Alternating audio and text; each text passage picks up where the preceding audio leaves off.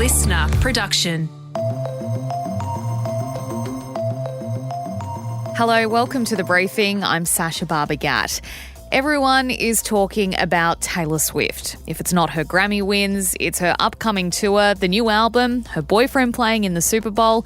And Katrina Blowers, this was one of your pitches. Yeah, this is all about a wild conspiracy theory involving Taylor Swift. So if you're a Donald Trump supporter, one of the so-called MAGA Americans, you're probably talking about Tay Tay being used by the Democrats to keep Trump out of a second term in the White House. The idea that Taylor Swift is some kind of deep state operative working with the Pentagon, or that the Super Bowl is rigged for the Kansas City Chiefs, and that she and her boyfriend Travis Kelce are kind of artificially propped up by the media. I mean, there's really no legitimacy to this. Yeah, so in today's briefing, we're going to take a deep dive into what some people are calling an insane conspiracy theory that Taylor Swift is, in fact, an operative for the Democrats to keep Joe Biden in the US presidency. That story is coming up in the second half of the briefing. That's right, but first, here are the headlines. It is Thursday, February 8. So we spoke about this yesterday in the headlines and in our Arvo episode. Now it's official. Workers will be given the right to disconnect after hours from their bosses. Labor has agreed to include the amendment in its sweeping industrial relations bill, which is now expected to pass Parliament today. So all this was proposed by the Greens, and it now has the support of the government and key crossbenchers, Jackie Lambie and David Pocock. And they fought for additional amendments, including simplifying the process to convert a casual employee to a permanent one and lifting the threshold for when a gig worker was considered employee-like. The initial proposal with the right to disconnect has been walked back a little bit though, Sasha, and will only guarantee staff the right to ignore an out-of-hours call or an email without penalty from their employer. Initially, this was going to penalise employers for making those requests at all after hours, but now you can actually just ignore those without penalty, which I guess was the whole point anyway. And here's Greens Senator Barbara Pocock on yesterday afternoon's episode of The Briefing, saying it's all about giving workers the legal right to ignore out-of-hours contact. We can't overturn the power relations of a growing and large insecure workforce in the Australian labour market, but we can provide more support to give that worker a bit more backup, and that's what a right to disconnect is really aimed at. There have also been criticisms of the wider bill. Rideshare and food delivery businesses say the changes to rights for gig economy workers will lead to higher consumer costs, and business groups are also making criticisms. They say the new rules concerning casual employees will introduce a lot of red tape at a crucial time. Labor has argued back against that though, Katrina, saying it's a small price to pay for worker rights and safety. And I agree, I'd be willing to pay an extra couple of bucks on my Uber Eats order if I knew that the person delivering that food to me was being well looked after when it came to their rights as a worker. Yeah, and conversely, I think I probably wouldn't use some of those services or companies if I knew that their employers weren't happy or weren't being treated the best. I heard a lot of criticism about this yesterday. People saying, why can't we all just grow up and just have that chat with our boss and say, I've got a family at home, please don't contact me out of hours. But there are a lot of people who aren't in positions where they can have those conversations without fearing for their jobs. So look, I think this provides some great protection for people who have that real power imbalance at work. Hamas has outlined a three-phase strategy to return Israeli hostages in exchange for Palestinian prisoners. The group's response to Israel's earlier ceasefire proposal. This proposal, backed by the US, was mediated by Qatar and Egypt, but the details were never made public.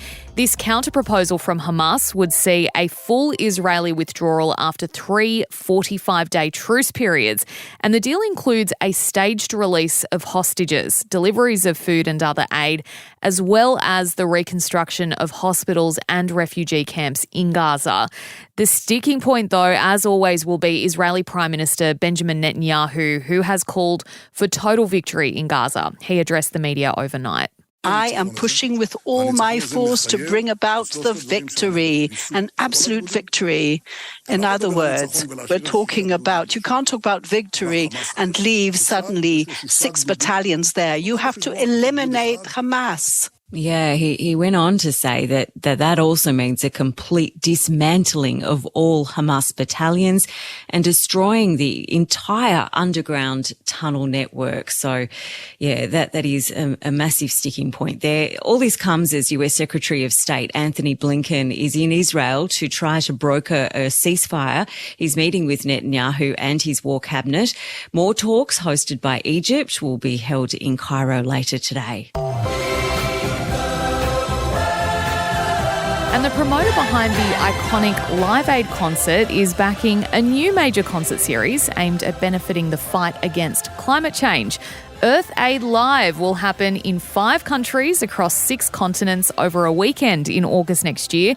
It's not clear if Australia will be included in the tour, but apparently LA, London and Rio de Janeiro have been locked in. What hasn't been locked in yet is the lineup. Benefit concerts like this usually attract pretty huge names. I mean, they have to get ticket sales up and eyeballs on screens. In the past, people like Elton John, Queen, Kanye West and Madonna have taken part in these things. According to written plans for the event, Earth Aid Live wants to evolve from traditional fundraising and take it a bit further by encouraging wide-scale climate action in communities, spanning individual action, community engagement, corporate participation and intergovernmental collaboration, whatever all those things mean. But you do need to get big names. I'd be suggesting, what about Taylor Swift? We've already spoken a bit about her today. She's under fire for flying all over the world in not just one private jet, but 2. And, you know, she's got the star power that we all need right now. Yeah, I reckon it would be actually a bad look to get Taylor Swift on board unless she was like, hey guys, I'm throwing out my private jet. It is worth noting though, I went back and had a look through the 1985 lineup. That was of course that huge one. I mean, the performance that stands out to me was Queen's performance. It's still, when the Freddie Mercury biopic dropped, that was doing the rounds a lot on the internet, was that amazing performance. But it's worth noting there were barely any women on that lineup in 1985. So I reckon it should be completely dominated by female acts. As we saw at the Grammys this week, most of the categories were filled with women. So I'm all for a women-heavy Earth Aid Live. I also had a look back. So the last time we saw a big concert like this in Australia was in 2007, and this was by the same promoter. It was the Live Earth series. Now, listen to this lineup that was happening in 2007. This was in Sydney. We had Eskimo Joe, Missy Higgins, Wolf Mother, Sneaky Sound System and Crowded House. Have you ever heard a better representation of early 2000s music? What a concert that would have been, though. But yeah, I think if we want to move the needle forward on climate change and make this significant, we need huge, huge, huge names. So yeah, excited for this. Yeah, absolutely. We'll keep an eye on it. Katrina, thanks for joining us for the headlines today. Next up is our deep dive into the wild conspiracy theory regarding Taylor Swift and the GOP.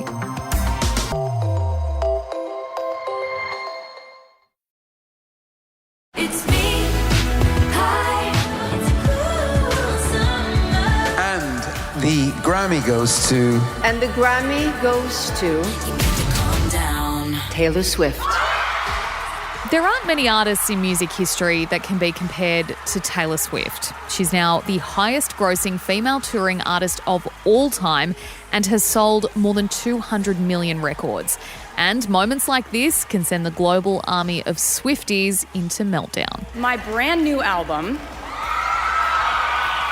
comes out April 19th. It's called The Tortured Poets Department. It feels like she can do no wrong, but have you heard of a new conspiracy theory gaining momentum that Taylor Swift and her boyfriend Travis Kelce are being used by the Democrats to get Joe Biden re-elected in November's US presidential election? The conspiracy suggests the NFL scripted the Kansas City Chiefs, who Kelce plays for, making the Super Bowl. So Swift could then appear after the game to encourage Americans to vote for Joe Biden at the upcoming US presidential elections. Here's NFL Commissioner Roger Goodell responding to claims this week. What do you say to those who think it's all scripted by the NFL? I don't think I'm that good a scripter or anybody on our staff. She's a remarkable performer. She knows great entertainment. I had the opportunity to go to 2 of her concerts with our girls and my wife. She's the best of the best. And so having her come to NFL games, have her a part of that is nothing but a positive. The MAGA movement has itself all fired up, believing Tay Tay will urge her army of supporters to go out and vote for Joey B. And they're not happy about it. Here's Fox News host Sean Hannity talking about it. I just hope somebody might show her a montage of creepy Joe and incoherent Joe before she makes such an endorsement. This way she'll be an informed endorser. It's all the stuff typical of crazy US politics, and Matt Harris is an associate professor in political science at Park University in the US, and he's here to explain it all to us. Matt, thank you for joining us on The Briefing. Look, it sounds crazy, but I have to ask, does this conspiracy have any legitimacy, or is it kind of typical of what we've come to know from some of Donald Trump's more radical supporters? Yeah, I mean, there's really no legitimacy to this. The idea that, there are different angles to this. The idea that Taylor Swift is some kind of deep state operative working with the Pentagon, or that the Super Bowl is rigged for the Kansas City Chiefs, and that she and her boyfriend, Travis Kelce, are kind of artificially propped up by the media. I mean, there's really no legitimacy to this. I mean, I don't think the Kansas City Chiefs need help to win football games, and I don't think Taylor Swift needs any boost to her popularity. I mean, this was a good football team and a very popular celebrity before Travis and Taylor got together. But I do think it kind of jives with a lot of the sort of other right-wing echo chamber conspiracies we've seen. Travis Kelce has a commercial in the States about the COVID vaccine. And so that kind of also plays into some of the other right-wing conspiracies we've heard about, the COVID vaccine, and some of these other broader conspiracies about, elites behind the scenes kind of controlling the world. And so I don't think there's any legitimacy to it. It just kind of fits with a lot of these other right-wing conspiracies that we've seen. Yeah, let's talk about some others that kind of are floating around at the moment. Can you tell us what the Jesse Waters theory is? Yeah, so he was on Fox News in the States about a month ago talking about the Pentagon sort of floating the idea of using Taylor Swift as an asset potentially to combat online misinformation. And I think this was based off of an offhand comment that somebody made several years ago, but there's no. I think the Pentagon actually came out and said, like, this is nothing. So it's one of these things where you sort of take a kernel of something or some piece of information, twist it, 6 ways to Sunday, and have something come out the other end that you can, sell to your viewers. Yeah, well, there's another one as well, and this time it's to do with specifically the Super Bowl, and that's an OAN conspiracy that it's using some sort of mind control to turn people away from religion. I mean, where is this stuff coming from? And it's funny, too, because, like, you would think there was certainly a time on the right in America where a popular singer dating a star football player would be the type of thing that the right would eat up, right? And so if we had to go back to a root cause, it stems from the fact that Taylor Swift is incredibly popular. She has supported Democratic politicians in the past. She's espoused some left-leaning political views, and the right doesn't like that. And so from that, you get sort of these bizarre conspiracy theories. As you said, Taylor Swift has come out to endorse Democratic nominees before. Let's look at this year's election. Let's say she does come out at some point, whether it's at the Super Bowl or at some other time, and does endorse Joe Biden for a second term in the White House. What kind of impact could that have on the election, given that her fan base is so committed and they eat up everything that she says? Yeah, I mean, and that's sort of, there's sort of a few angles to this. One is, as you just said, Taylor Swift is enormously popular. I mean, we can look at everything from the Eras Tour, the Eras movie, the fact that young women in particular are tuning in more to NFL football, in part to see Taylor Swift. And so that is probably what the White House is looking at when they think that an endorsement would be really valuable. Also, if we look at her fans, a lot of them live in the suburbs. A lot of them are young people, millennials or Gen Z. Young people usually don't participate as much in politics. And so from that angle, to get those people to participate would certainly would be a plus. Taylor had an Instagram post in the fall of 23 that helped lead to like 35,000 new voter registrations through the website she took them to. So from that angle, right, like her fans are part of a demographic group that I think are really contested in American politics. On the other hand, some of the evidence we have about celebrity endorsements, one of the big examples was when Oprah Winfrey endorsed Barack Obama. But that was in the primaries against Hillary Clinton. He was relatively unknown. And so that helped with things like people thinking, oh, like this is a viable candidate. When we look at Joe Biden and Donald Trump, this is a former president and somebody who is currently the president. They're very well known. And so when you talk about celebrity endorsements in a race like the presidency, where there are going to be so many other factors, I think maybe there's a cap on that. But certainly the Biden people think that it's a big deal. And the Trump people do too, because they're talking about behind the scenes some sort of holy war against Taylor Swift or something like that. What do these conspiracy theories, particularly ones like this that kind of tap into the mainstream so easily, what does it say about modern America and its relationship with its politicians and politics in general, but then also its relationship with pop culture and who is famous at the time? It's a really interesting mix of two really different things. Yeah. So, I mean, I think on the one hand, you have a long-standing trend in America going back to the 70s of distrust in government. That kind of provides a breeding ground for wild conspiracies. You also have a very fragmented media environment where there are left-wing sources, there are right-wing sources, then there are, outlets that try to kind of produce legitimate news. But what ends up happening is you sort of have these pockets where these conspiracies develop and where these outlandish kind of claims can take hold. But at the same time, if you talk about, how much those matter, broadly speaking, a lot of it, I think, is an echo chamber. It's just people, it's sort of red meat to the base, right? It's people who already don't like Taylor Swift and love Donald Trump and they eat this stuff up. But is it really going to matter? Well, they probably were already going to back Donald Trump anyways. But I think it does speak to a really fragmented media environment and a media environment where, there's a lot of outlets that don't do much fact checking where anybody can sort of say anything, particularly when these theories start to go viral on places like Twitter, or I guess it's called X now. I don't know that anybody calls it X, but X. Yeah. Look, you mentioned this so-called holy war. How do you expect Donald Trump to respond to Taylor Swift? Do you think he's going to try and take on the biggest pop star in the world right now and her army of fans? I mean, I wouldn't put anything past Donald Trump. And I think sometimes what you see come from him is maybe not the most strategic action.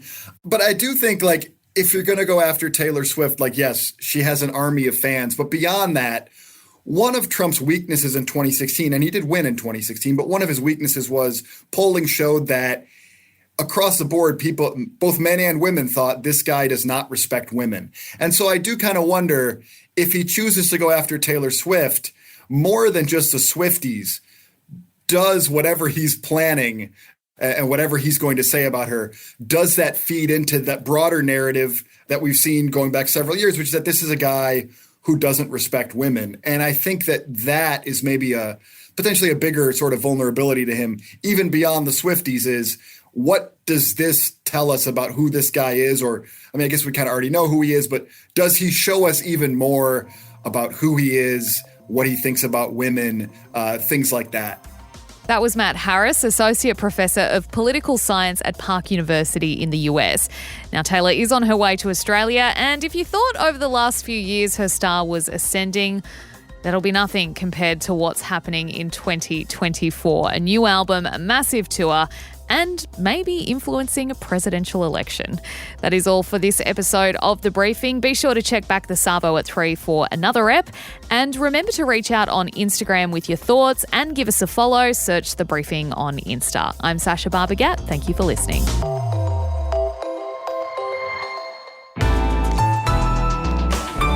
listener.